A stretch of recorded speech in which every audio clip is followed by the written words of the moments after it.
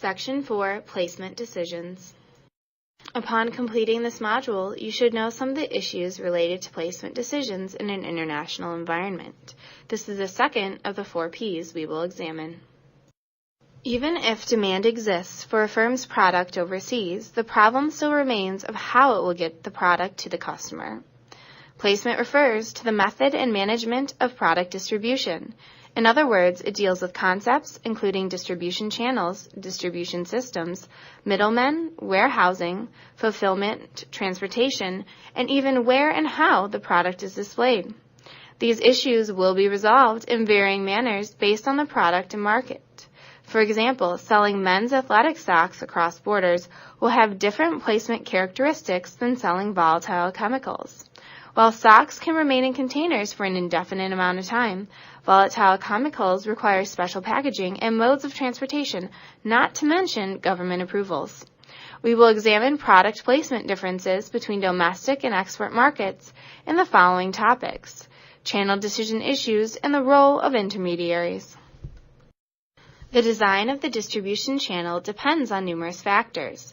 Some of these factors are based on the distance from origin to destination of the product and the logistical infrastructure of the exporting and importing countries.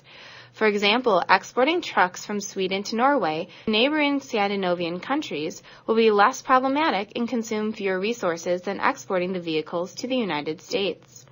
Also, each country has its own logistical problems and shortcomings to deal with. For instance, virtually no railroad transportation exists in Brazil.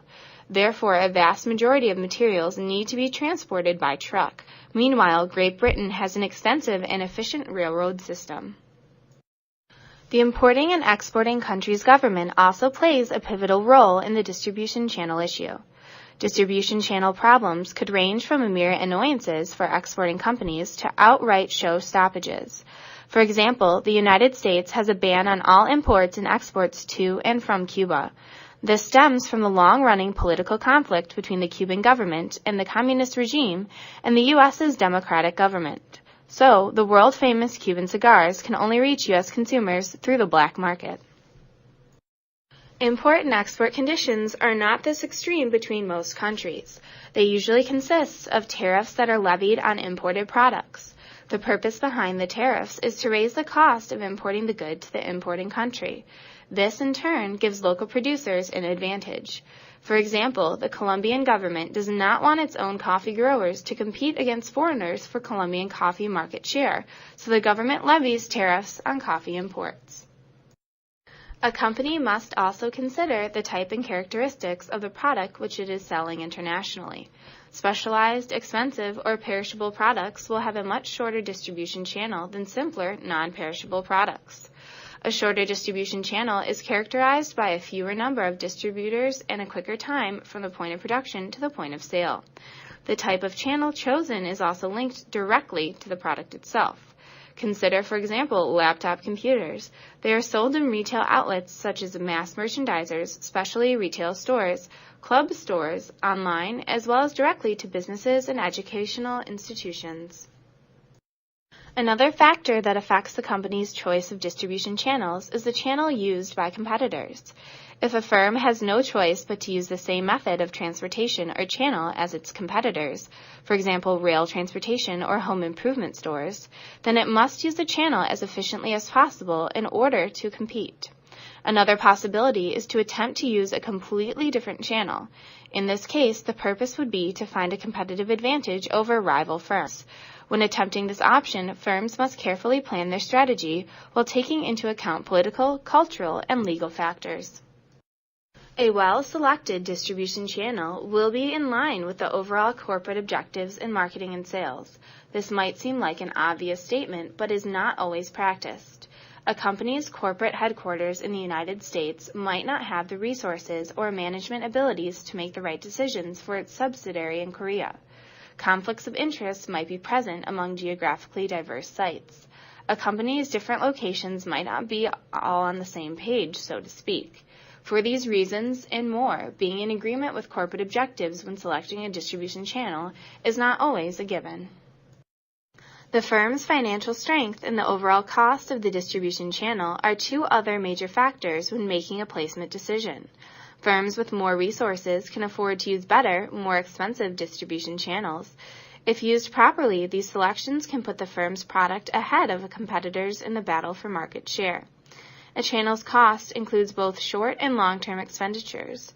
Using one mode might require greater startup costs, but save the firm expenses in the future.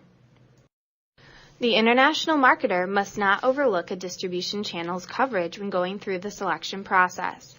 If a potential channel is efficient, fast, reliable, and meets all the other necessary requirements, but can only reach 30% of the firm's points of sale, then the channel is inadequate. A second or third channel will have to be selected. Doing so will complicate matters, mix variability and discontinuity into the channel mix, and drive up costs. Since communication within all parts of the distribution channel is key to success, introducing multiple channels also introduces more contact points, further complicating communication. The above issues spell out the factors a multinational marketer should consider when mapping out the distribution channel. Actually selecting the distributor is another story. So how does a company go about finding candidates? The first step is to plan out the requirements based on the factors mentioned above. Obviously, the ideal distributor would meet all of the above requirements. However, firms will almost certainly have to make compromises, as there is no such thing as a perfect match. Next, a company can call upon various resources to get a list of potential intermediaries.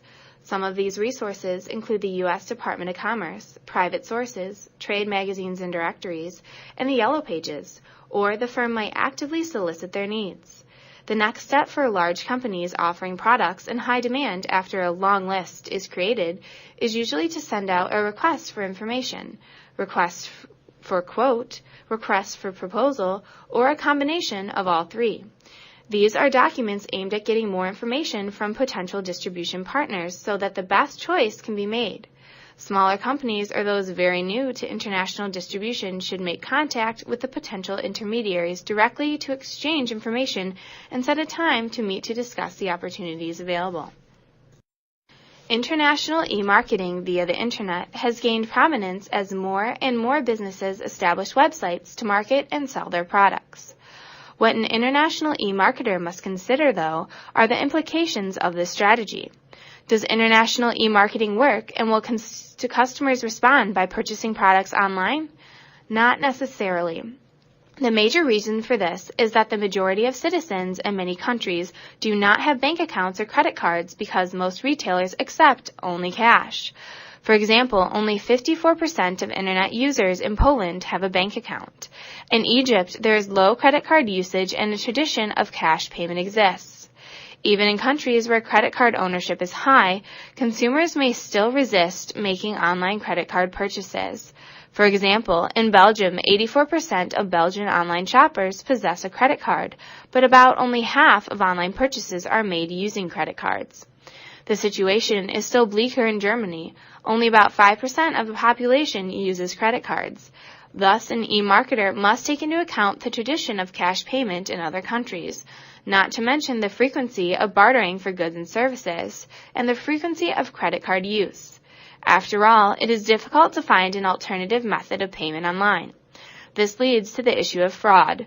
Fraud is a major issue for online merchants. Unlike the brick-and-mortar world, where banks often absorb the cost of fraudulent credit card transactions, online merchants are typically responsible for fraudulent charges. Some companies like Takata and RateStream.com are starting to offer fraud insurance to their customers, while others are implementing fraud detection systems that examine the buying patterns by a single credit card at multiple merchant sites in an attempt to identify stolen card numbers, which can be distributed globally. As a result, international e-marketers must develop ways to protect themselves and their customers from losses, as well as strategies to protect their global brand names and reputations. By now, you should know the factors that impact the selection of a distributor for a company's products or services. The list is rather extensive since this component of the marketing mix is very important.